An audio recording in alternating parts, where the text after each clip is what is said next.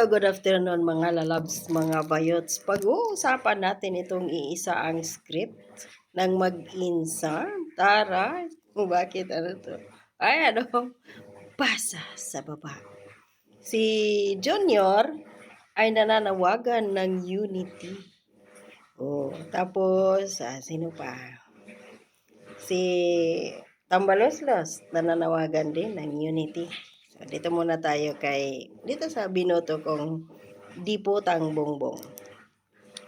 So, ayon dito ng Diputang Bugok na si Bongbong, nananawagan siya ng unity sa ngayong Holy Week. Ng pagkakaisa, taray, at malasakit sa isa't isa. Ngayon nananawagan kayo, Nyor, nanawagan ka ng pagkakaisa ng mga Pilipino. Malasakit? O bakit? Nung tumakbo kayo ni VP Sarang Unity, tumulong ang mga Duterte supporters na kagaya namin. So after nun, according to VP Sara, 3 months pa lang, wala nang naupo kayong dalawa sa pagiging presidente at vice president. Trinabaho nyo nang magpinsan si VP Sara. Inuunti-unti ninyong sinisiraan. Kayo mismo ang sumira sa unity. Hindi ang taong bayan, hindi ang mga Duterte supporters. Malasakit ba ang sinasabi mo, Nyor? The hell are you? What the hell are you talking about when it comes to malasakit? Wala ka niyan eh. Di mo ba nakikita yung sitwasyon ngayon under your fucking administration? Kung anong nangyari. Kung may malasakit ka, hindi kayo magnakaw dyan. Ng trillions of pesos mula nang naupo kang presidente up to now. Diyan sa mga flood controls na yan na maraming mga Pilipino na namamatay, naaanod sa baha, nawalan ng kabuhayan, nawalan ng tirahan. Nabirmahin sa boses kasi naglalaba ko dito ako sa laundry. Wala, kanyan. Yung pangako mo na 20 pesos kilong bigas, hindi lang naman yun puro dyan sa kadiwa mo na nasa Metro Manila lang o kung saan pa. Dapat buong Pilipinas yun, lahat ng palengke may 20 pesos na kilong bigas. Pero wala kanyan.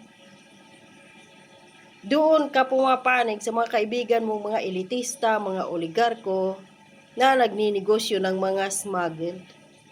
Sibuyas, bawang, kung ano-ano pa ng mga smuggler, hindi lang sa bigas, asukal, hindi lang sa drugs, kung ano-ano pa.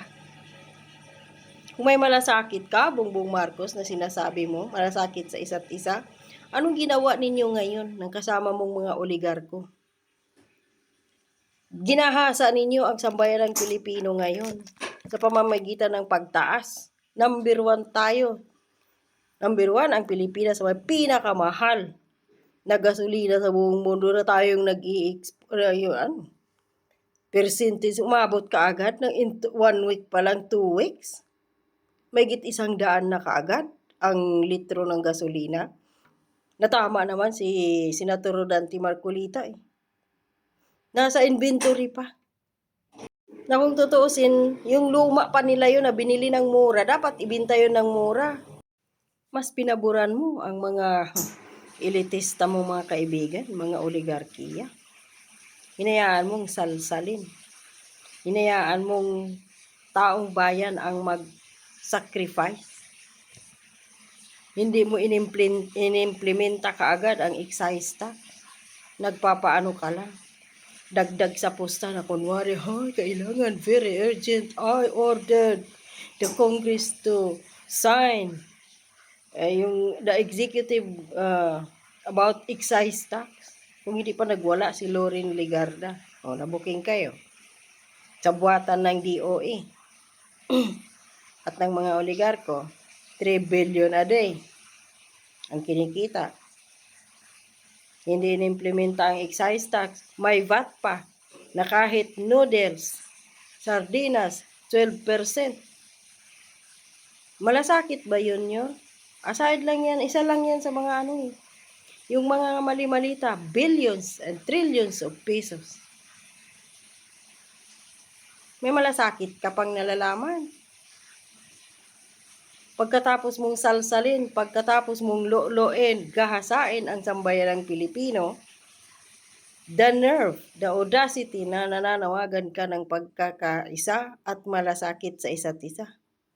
Sabay daw ito ng patuloy na kinakaharap na hamon sa bansa, sa buong mundo. Hindi lang naman tayo eh. Pero ikaw yung sugapa. Pati yung mga kaibigan mong mga negosyanteng oligark. Mga patay gutom kayo, tandaan ninyo. Hindi ninyo madadala sa impyerno yung mga pirang ninanakaw ninyo sa sambayan ng Pilipino. Hindi kayo makakabili doon ha, ng air condition sa impyerno. Diyos ko po. So sa kanyang opisyal na mensahe, binigyang diin ng Pangulo ang kahalagahan ng pagiging iisa bilang bansa. Ulitin ko, may kapal ka pa ng mukha magsabi ng ganito. May this Holy Week straighten our resolve to become a nation guided by the faith, united in purpose and inspired by selfless services. Ito yung sabi niya. Tigil-tigilan nyo na kami sa inyong mga kaipokrituhan. O, dito tayo ngayon sa kanyang insan. Nakamakailan lang sinasabi niya, wala na daw dignity si VP Sara. Yung pagiging walang dignity mo, ibabaluto mo pa kay VP Sara. So, ayon dito si Tambaluslos na Romualdez.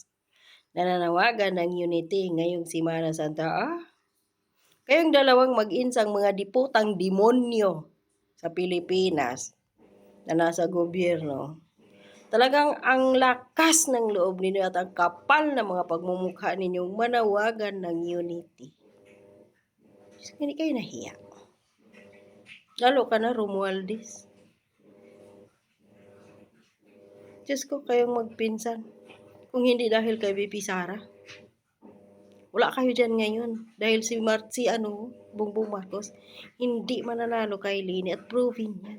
Na mismong si Amy Marcos nagsabi, kailangan namin ng isang Duterte na makarunning mate ni Bongbong Marcos dahil hindi siya mananalo kay Lini.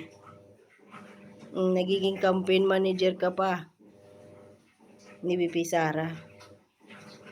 Nananawagan ka ng pagkakaisa sa taong bayan ngayon. Holy Week para sabihin makadiyos ka, putang ina ka. Demonyo ang sinasamba ninyo. Pera, kapangyarihan. Hindi yan ang inuutos sa inyo ng Panginoon. Hindi yan ang tawag dito, kumbaga gisangyaw pa ni Jesus sa mundo. Bawal ang sakim. Pero kayo, sobra kayo eh. Sakim kayo sa kapangyarihan. Sakim kayo sa kwarta. Sa ari-arian, lahat na. Ngayon pa nga lang, kanina may balita. Lulusobin na naman daw yung KOJC. Hindi talaga tatantanan ni Bongbong Marcos. At ni Lisa Palaka ang KOJC hanggat hindi mapasa kanila. Ganito sila kagahaman, kagaya ng tatay nito. Wala kayong unity. Wala kayong makukuha sa bayan ng Pilipino. Doon kayo manawagan sa mga makakaliwang grupo dahil total unity na kayo eh. O yung mga dating mga makakaliwang grupong komunistang terorista na never again sa Marcos. O saan sila ngayon? Ayan. Lumunok ng kanilang suka at yun. Himod itlog ni Bongbong Marcos na kuyos, sinihimod ng mga makakaliwang komunistang terorista dahil bukod sa nagpapalakas sila ngayon, malakas sila sa kanilang puwersa, tapos may pera pa sila. Yan. Doon kayo manawagan ng pagkakaisa, pero sa mga Duterte at sa mga gutom na mga Pilipino ngayon na naghihirap ng dahil dito ngayon sa pagtaas ng presyo ng petrolyo, putang ina ninyo, walang pagkakaisa. Kayong dalawa dapat ipako sa cross na patiwarik. Yung pako na maraming kalawang, deserve dapat ninyo yan.